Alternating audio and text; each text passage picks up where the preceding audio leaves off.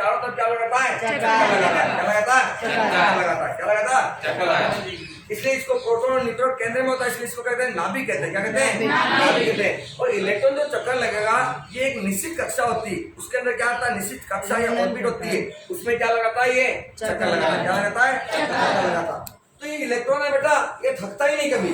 Electron है ना बेटा, कभी थकता ही नहीं है, ये घूमता रहता है। क्या है? घूमता रहता है। जिस प्रकार छोटे बच्चे ना खेलते खेलते थकते नहीं है, खेलते खेलते थकते नहीं। एक छोटे बच्चे ने मेले में से एक गाड़ी खरीदी, छोटी सी गाड़ी, ठीक है ना। अब वो पूरे दिन रात वो गाड़ी चलाता है। शाम को उसके पापा जी आए थके हुए सरदार जी, और वो बेड पे लेटे हुए थे, तो वो कभी उनके पाँव पे चलावे, कभी उनके हाथ पे चलावे, कभी उनके पेट पे चलावे, ठीक है, कभी कंधे पे चलावे, कभी माथे पे चलावे। पिताजी परेशान हो गए। पिताजी ने कहा बेटा अब तो डब जा, अब तो रात हो गई, अब तो सोने दे।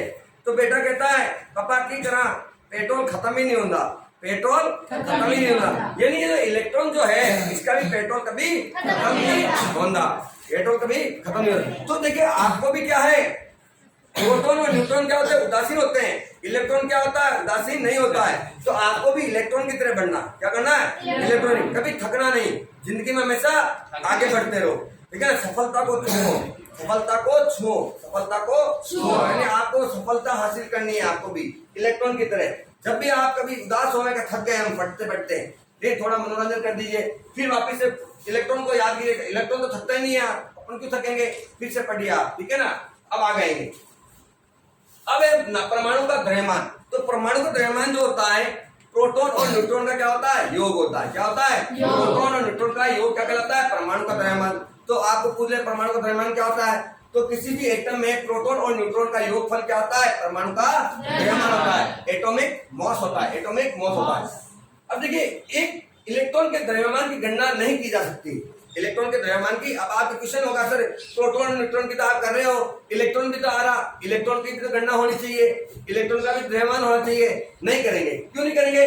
देखिए इलेक्ट्रॉन का द्रव्यमान की गणना नहीं की जाती, क्योंकि इसका एक कारण है, रीजन है। यानी इलेक्ट्रॉन का द्रव्यमान जो होता है वो प्रोटॉन के द्रव्यमान से 1840 गुना क्या होता है? कम होता है। क्या होता है? कम होता है। इसलिए क्या करते हैं? इसकी गणना नहीं करते। अगर इलेक्ट्रॉन का द्रव्यमान इनसे अगर ज्यादा होता है, ये बहुत कम है, अगर ये ज्यादा होता तो फिर इसकी भी गणना की जा सकती, इसकी गणना की जा सकती। बट क्या है, 1840 गुना कम होता है, 1840 गुना बहुत ज्यादा होता है, इसलिए इसकी गणना नहीं। एग्जाम्पल में लेंगे कार्बन का। किसका? कार्बन का। कार्बन का परमाणु क्रमांक कितना है? 6। क्या है? 6। और कार्बन का द्रव्यमान संख्या कितनी होती है? 12। अब ये 12 कैसे आया? 12 कैसे आया? तो देखिए इसमें प्रोटॉन की संख्या कितनी है? 6। न्यूट्रॉन की संख्या कितनी है? 6। इलेक्ट्रॉन की कितने? प्रोटॉन की संख्या 6 है, न्यूट्रॉन की संख्या 6 है, तो 6 और 6 कितना हो गए? 12। तो प्रोटॉन और न्यूट्रॉन का योगफल कितना आएगा? 12। तो परमाणु का द्रव्यमान संख्या, एटॉमिक मास कितनी होगी कार्बन की? 12। क्या होगी? 12। और देखिए परमाणु क्रमांक जो होता है वो कार्बन के नीचे की तरफ लिखा जाता है, नीचे बाईं तरफ लिखा जाता है, नीचे बाईं तरफ पैरों में लिखा जाता है। और जो द्रव्यमान संख्या जो होता है वो कार्बन के दाईं तरफ, कार्बन के दाईं तरफ, कार्बन के दाईं तरफ, कार्बन के दाईं तरफ माथे पे लिखा जाता है। कहाँ पे? माथे की तरफ। तो आपको द्रव्यमान संख्या जब भी लिखनी हो तो कहाँ पे? माथे पे बिठाना। यानी द्रव्यमान यानी मास यानी वजन कहाँ रखते हैं? पर सिर पे रखते नहीं, रखते हैं ना, तो कहाँ पे रखे? माथे पे। और परमाणु क्रमांक कहाँ होगा?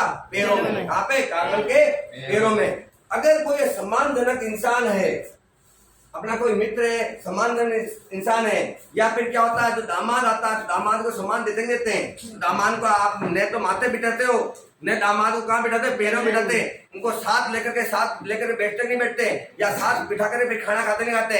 तो जब भी कार्बन डाइऑक्साइड आएगी तो वो क्या होगा? साथ में हो गया। ऑक्सीजन भी साथ में होगी और कार्बन भी क्या होगी? साथ में होगी। और कार्बन मोनोऑक्साइड गैस होती है वो भी क्या होगी? साथ में होगी। वो भी क्या होगी? साथ में होगी, साथ में होगी।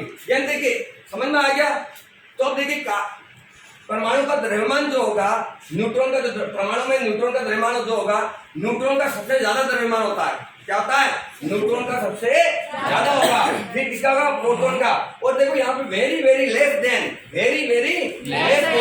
इलेक्ट्रॉन, यानी इलेक्ट्रॉन का द्रव्यमान बहुत बहुत ज्यादा संख्या में क्या है, कम है। इसलिए अपन क्या करते हैं, इसको क्या है, एटॉमिक मास के अंदर इसको गणना नहीं किया जाती, किसकी, इलेक्ट्रॉन। और ये क्या है बेटा, द्रव्यमान का घटता हुआ, द्रव्यमान का घटता हुआ। Thank you very much.